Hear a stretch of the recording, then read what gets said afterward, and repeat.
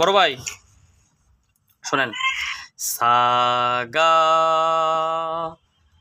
Saga এরকম যদি আঙুল রাখেন তাহলে সুরটা বের হতে অনেক বাধা সৃষ্টি পায়, সুরটা ঠিকঠাক মতন বেরোয় না। অবশ্যই যে স্বর বাজবে সেই স্বর ব্যতীত আঙুলগুলো খাড়া করে রাখতে হবে। সাগা রে মা গা পা, বাজান।